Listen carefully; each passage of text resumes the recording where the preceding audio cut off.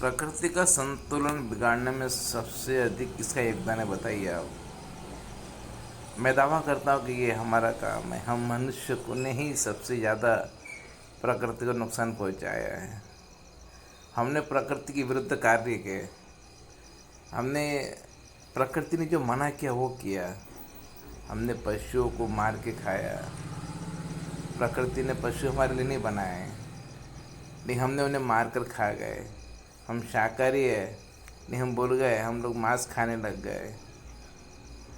हम जानवर को दूध पीने लग गए। दूध हमारे लिए थोड़ी है।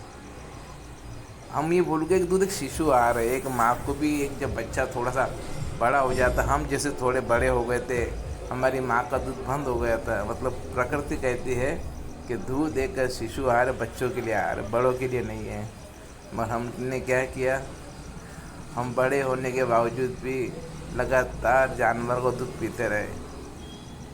इस धरती पर कोई भी जीव सिर्फ अपनी माँ का दूध पीता है, और हम हैं कि दूसरों की माँ का दूध पी जाते हैं। हम ही तो है प्रकृति के खिलाफ चलने वाले। कभी सोचिए ना, आप इस बारे में गौर से सोचिए कि सही क्या है, गलत क्या है। किसी की बात मत मानिए, किसी रमेश जैन की बात मत मानिए। आप अपने मन में सोचिए आप कि भाई सही क्या है, गलत क्या है। दूध एक बच्चे के लिए एक माँ के पेट में आता है, ये सब जानते हैं मगर मानते नहीं हैं, बस पिए जा रहे हैं। एक थन बच्चे का, 3 थन हमारा। क्या हमारा न्याय है ना। कोई हमें लूट ले तो हमें बहुत बुरा लगता है। हमने हमारे लिए अदालतें खड़ी कर दी, पुलिस बना ली, मिलिट्री बना ली, और मुक्त जानवरों के लिए कोई कुछ नहीं है।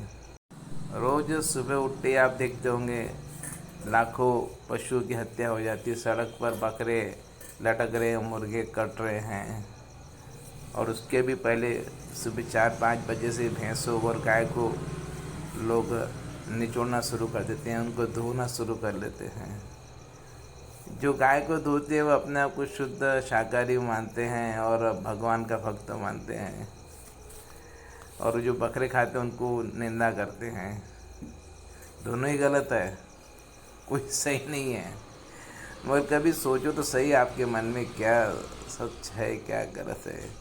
कभी हमने ये जहमत नहीं उठाई गहराई से सोचने की कि हम क्या कर रहे हैं और हमारे इस कदम से क्या होने वाला है। कलयुग की बात करते हैं हम लोग, लाया कौन कलयुग? हम ही।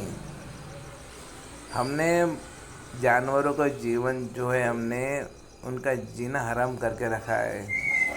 बहाने क्या करते हैं, अगर हम इन्हें नहीं दुहेंगे तो ये जानवर को तकलीफ़ पड़ेंगी। अब बताइए, जंगल में लाखों जीव रहते हैं, उन्हें कौन धोता है? आप डिस्कवरी चैनल देखिए, आपको सैकड़ों की तादाद में भैंसें दिखेंगी वहाँ पर, हज़ारों की तादाद में। उन्हें कौन धोता है? अपने उनके बच्चे दूध पीते हैं, उनका जीवन चलते रहता है। और हमने बहाना कर लिया कि उन्हें तकलीफ़ होती है इसलिए हम दूध उनका पी जाएंगे। बहुत बदमाश हो गए हम लोग, नहीं मानेंगे। कोई बताएगा तो भी नहीं मानेंगे, बस निंदा करेंगे। हम किसी पर भी थप्पड़ लगा देते हैं, इसको क्या समझता है? सब उन्हीं समझता है। लूटने के तरीके, चोरी करने के तरीके आते हैं हमें। हमने ये दरवाजे, ये ताले हमारी खोज है, हम चोर है, मनुष्य जाति चोर है। किसी जानवर ने आज तक दरवाजे ताले ये सब आज की खोज नहीं है। हज़ारों साल से हमारे दरवाजे बने, मतलब हम लोग चोर है। हमने मनुष्यों के घर में भी चोरी की और जानवरों को भी हमने नहीं छोड़ा, उनके दूध की चोरी की। और दावा क्या करते हैं, हम इन्हें बचा रहे हैं। बचा नहीं रहे हैं, उनके कटने की हम लोग व्यवस्था कर रहे हैं। हम दूध पीते हैं, इसलिए जानवर पाले जाते हैं, जबरन पैदा किए जाते हैं। और दूध बंद होने के बाद में कुछ अच्छे लोग हैं जो जानवरों को गौशाला बेचते हैं। बाकी तो सब आप जानते हो, आज दुनिया में हम लोग मांस निर्यात में सबसे ऊपर है। सबसे ऊपर है मांस निर्यात में, इसका मतलब बहुत सारे पशु हमारे पास में हैं।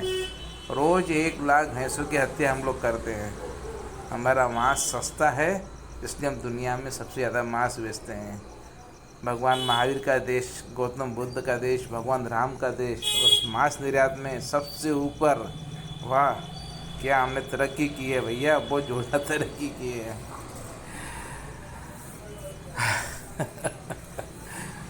सोचिए ज़रा, सच को परखिए, जानिए सच क्या है, और कोशिश कीजिए कि मूक जानवर, ये बेबस जानवर जो सीधे सरल भोले जानवर है, वे अपनी ज़िंदगी पूरी जी सके, उनके जीवन में रोड़ा ना अटकाएं, और किसी भी बहाने से उनके शोषण में अपनी भागीदारी न निभाएं।